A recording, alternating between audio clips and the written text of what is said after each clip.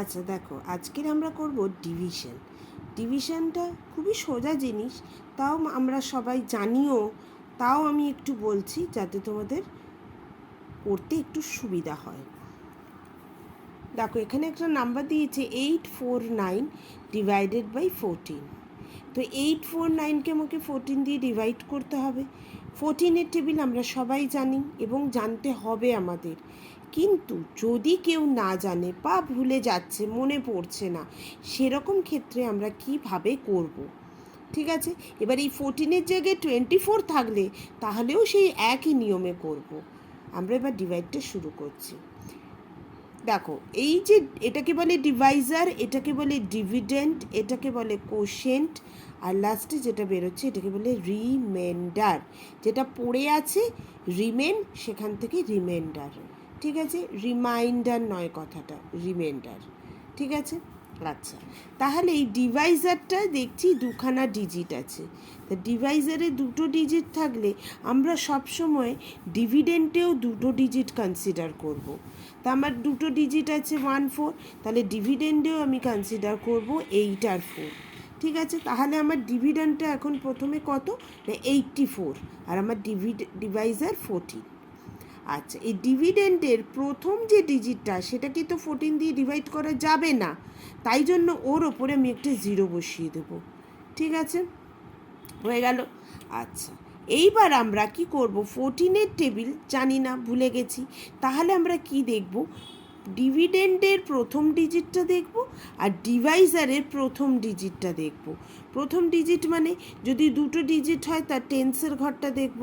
ঠিক আছে, 14টা হচ্ছে কি দুটো ডিজিটের, তাহলে এর এর যে টেন্সের ঘরটা সেটা 1।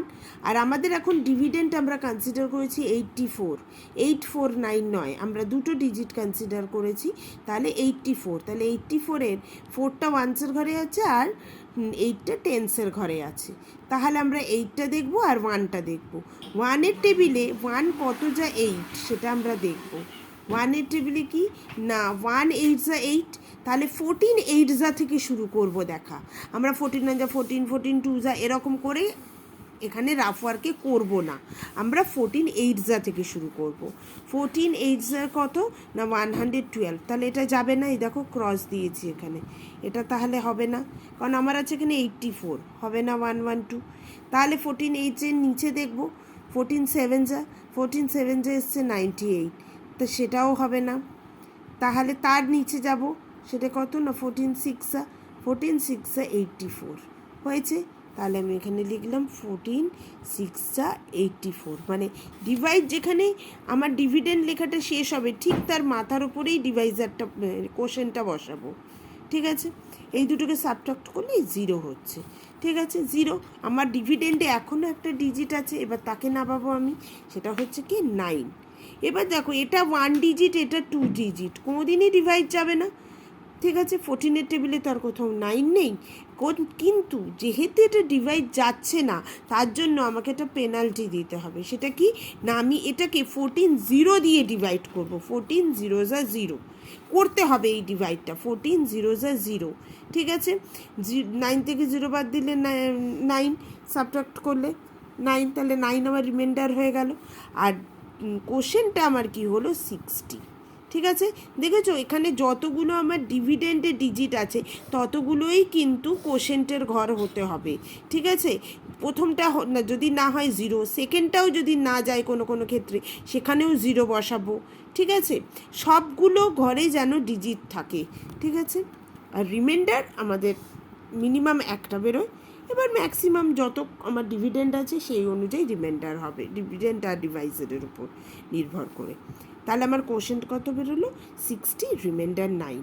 তাহলে আমাকে এখানে মনে রাখতে হবে কোনো স্টেজে ডিভিডেন্ড দিয়ে যদি ডিভাইজারকে ডিভাইড করা না যায় তাহলেও আমরা ব্ল্যাঙ্ক ছাড়বো না, তাকে আমরা 0 দিয়ে ডিভাইড করব। 14 0 যা 0 করেছি, 0 দিয়ে এখানে 0 বসাবো, করে সাবট্রাক্ট করে লিখবো।